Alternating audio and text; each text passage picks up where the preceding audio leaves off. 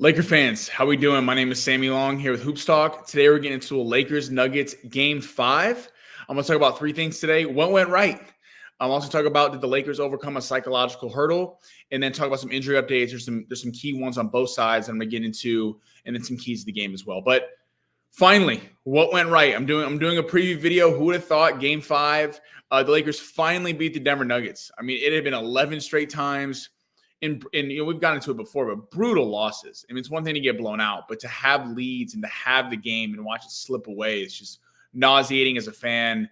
And I think everyone can kind of relate to that. It's hard watching your team know that they can play with a team, and yet they always kind of seem to wind up on the losing side of the box score. But finally, they won a game. And my favorite part about it is that it wasn't some dramatic comeback. It wasn't some the Lakers played really well, but it wasn't like, a Warrior game where they hit a record high threes. I mean, the same script was playing out. It was the first three games. Game 1, you have a 12-point lead. Game 2, you have a 20-point lead. And then game 3, you have a 12-point lead. And then game 4, it was the same thing. You have a 14-point lead. Here we go. That's all the broadcast talking about. All Bob Myers seemed to be focused on was the fact that the Lakers were going to blow the lead and the Nuggets got them right where they want them and all things like that. And they withstood it. It was going to be like at halftime, it felt like the game started. It was like we knew the Lakers were going to get a lead.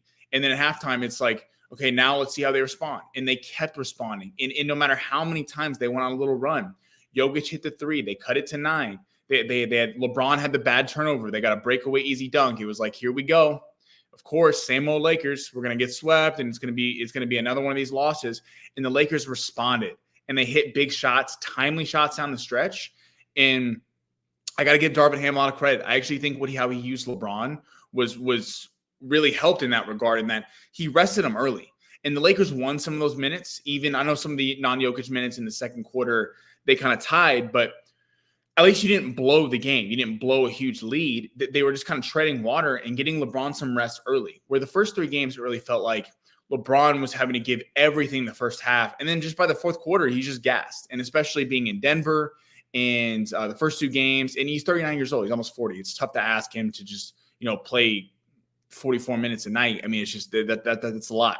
And Darvin Ham's really going to need to do that tomorrow because they're back in Denver. We know about the altitude. Denver's used to playing at the altitude. The Lakers aren't. So really, hopefully, you can get some rest early, some minutes early, even if that means you give up a 5-0 run or something like that. But give LeBron, they just got to tread water. They can't let it get out of hand.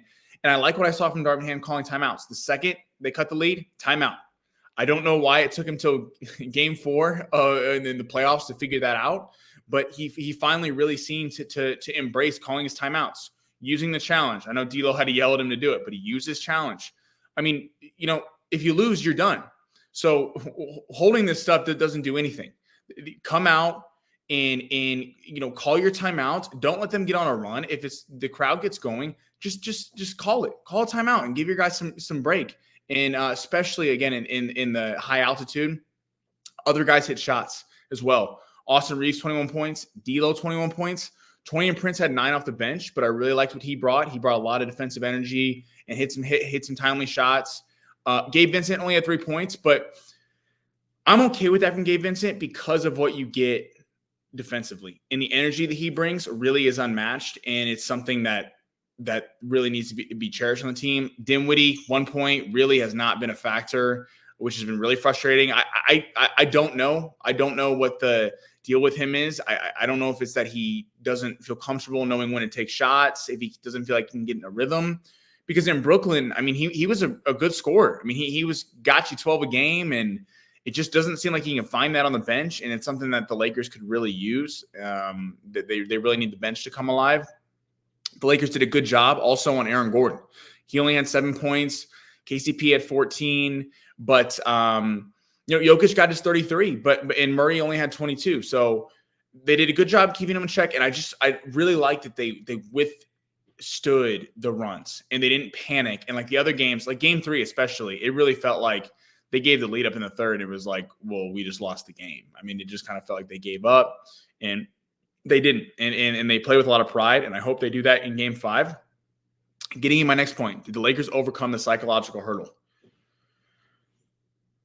To be beaten 11 straight times And, the Lakers can downplay that in the media and say, yeah, we know we can beat this team. But to actually then go do it is a big deal. Because when a team owns you and they have this mentality over you that, hey, it doesn't matter how big of a lead you have. You can have 20 against us on our home floor. We're going to come back and beat you. It's always in the back of your head. So you got to wonder what this win did for the Lakers, because now you held one of those leads. You won the game. You finally beat them. You don't have to talk about a streak anymore. And we weren't going to have to hear about how if the Lakers had lost that game last night, they would have been the first team in NBA history or something like that to lose every game with a lead at halftime, which is a pretty amazing feat. But obviously they won game 4, so that didn't happen. But the psychological hurdle, I'm not sitting here saying that the Lakers are going to win the series. I know the long odds. I know it's never been done before. So I'm not going to try to get, too excited. But I do got to say, I really liked what I saw in game 4. And the Lakers are kind of playing with house money right now. It's kind of flipped on the Nuggets a little bit. The Nuggets got up 3-0. Everyone's expecting a sweep, said the series is over. The Lakers get a game. They're like, okay, well, the Nuggets will just close it out in game 5. You better, Denver. If I'm a Denver Nugget fan, this is the game I've been most nervous for, because I guarantee you, if the Lakers win this game tomorrow and they send it back to LA, the Lakers are going to be favored in that game. They should win that game. LA is going to be rocking. It's going to be a home court advantage like you've never seen. And then if you get to a game 7, obviously we're getting ahead of ourselves. You have to win 2 games before you get to that. But it's a toss-up. It's a March Madness game. It's LeBron could drop 50. Someone could get injured. It's kind of, so this is the Nuggets' real shot. You put a lot of pressure on the Nuggets now by winning game 4. The Lakers are kind of playing with house money. If they lose, everyone goes, yeah, you lost the Denver Nuggets in 5 games. And if they win, this thing becomes a series. So Denver's going to come out. I would not be surprised if you see a flurry early from this team. The Lakers got to stay calm. They're at home. I guarantee Denver's going to try to come out and try to put this thing to bed early, but they got to stay disciplined. They got to stay within striking distance and make this team start shaking a little bit. Make them start shaking in the 3rd and 4th quarter going, oh my God, if we lose this game, we'll have lost 2 straight games to the Lakers. And then we got to go win one in LA. And then you're saying LeBron AD can't win a game 7, 1 game on the line?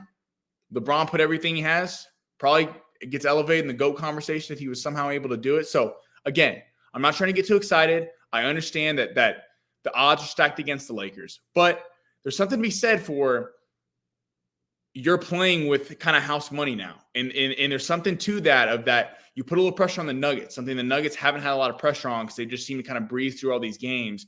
And even though they get down, they feel like they're always going to come back. And, if you're the Nuggets, start to think about, well, we could have lost that game. It took us a lot to come back down 20 in game 2. We came back down 12 in game 1 and game 3. What if one of those games goes another way? It's 2-2. And you start to get in your head a little bit.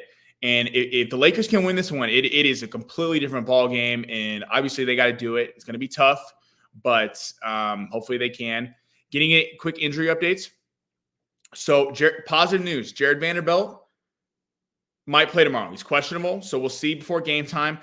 I'm not as worried about him having not played the last few months because he's really just a great defender. You're not asking him to score. You're not asking him to come in and get buckets. You're just asking him to play defense, which is a lot of fundamentals, effort, and athleticism, and that's something Vando has.